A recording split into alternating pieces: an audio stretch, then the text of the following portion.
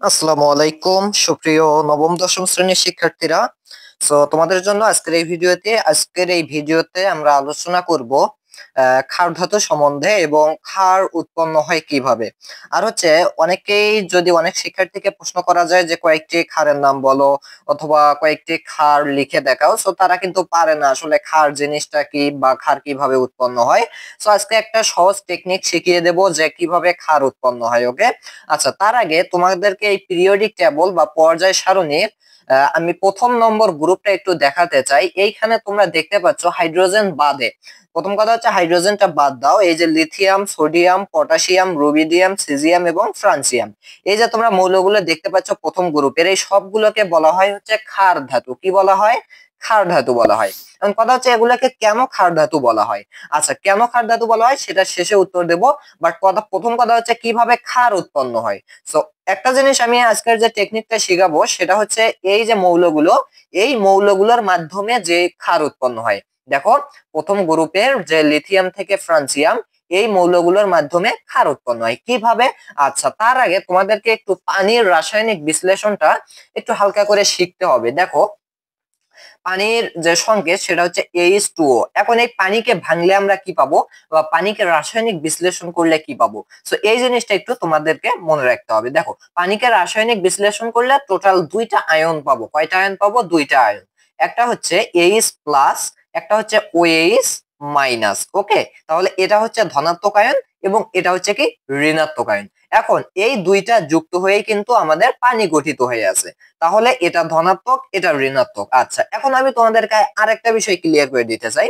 Always মনে রাখবা, ধনাত্মক এর সাথে ধনাত্মক এর সাথে যুক্ত হয় হচ্ছে ঋণাত্মক। ওকে, তাহলে কথা হচ্ছে ধনাত্মক আর ঋণাত্মক যৌগ গঠন করে, কখনোই ধনাত্মক ধনাত্মককে নেবে না, ধনাত্মক অবশ্যই ঋণাত্মককে নেবে। ওকে, এই বিষয়টা আশা করি ক্লিয়ার। এখন আমি দেখব কিভাবে ক্ষার উৎপন্ন হয়। ওকে, লক্ষ্য করো, ক্ষার উৎপন্নের জন্য তোমাদেরকে টেকনিকটা হচ্ছে এই যে প্রথম গ্রুপের লিথিয়াম থেকে ফ্রান্সিয়াম সবগুলোর সাথে পানিকে যোগ করতে হবে। দেখো, একদম সোজা না। দেখো, লিথিয়াম থেকে ফ্রান্সিয়াম পর্যন্ত যে মৌলগুলো আছে সেগুলো একটু লিখবা। লিথিয়াম আছে, এরপরে আছে হচ্ছে সোডিয়াম, এরপরে আছে হচ্ছে পটাশিয়াম, দেন আছে রুবিডিয়াম, এরপরে আছে সিজিয়াম, এরপরে আছে হচ্ছে ফ্রান্সিয়াম। এখন দেখো ফ্রান্সিয়াম, দেখো এখান থেকে খুব সহজে টেকনিকের মাধ্যমে আমরা ক্ষার উৎপন্ন করতে পারি। কিভাবে? সবগুলোর সাথে জাস্ট পানিকে যোগ করে দিবা।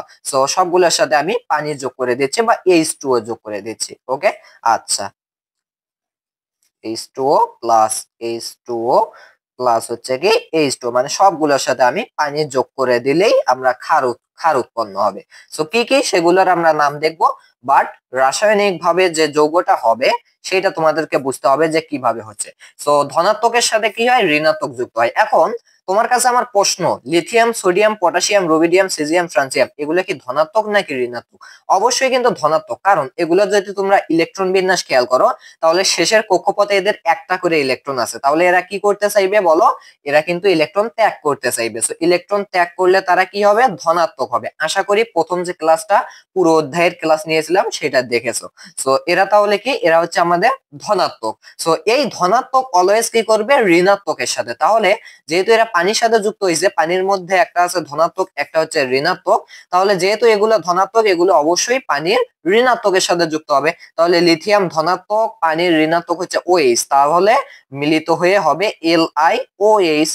ব্যাপারটা আশা করি ক্লিয়ার। দেখো, লিথিয়াম হচ্ছে কি ধনাত্মক, আর পানির সাথে যখন যুক্ত হবে তখন এই লিথিয়াম ধনাত্মক তো এই পানির ধনাত্মকের সাথে যুক্ত হবে না। লিথিয়াম ধনাত্মক, সে পানির ঋণাত্মকের সাথে যুক্ত হবে। এখন কথা হচ্ছে পানির ঋণাত্মক তো গেল, এটা তো থেকে গেল, তাহলে এটা কিন্তু এই অবস্থায় থাকবে। এখন কথা হচ্ছে এইচ একা অবস্থায় থাকে না, সে অবশ্যই যেহেতু দ্বিপরমাণু, তাহলে সে কিন্তু এইরকম আকারে থাকবে, H2 আকারে থাকবে। ঠিক একই ভাবে পরবর্তী গুলো করি। দেখো, সোডিয়াম, এই সবগুলোই কিন্তু হচ্ছে আমাদের ধনাত্মক। তাহলে ধনাত্মক পানির কি করবে? ঋণাত্মকের সাথে যুক্ত হবে, তাহলে NaOH হবে। NaOH, দেখো এটা হচ্ছে কিন্তু আমাদের তীব্র ক্ষার। NaOH বা সোডিয়াম হাইড্রোক্সাইড, এগুলোর নাম কি?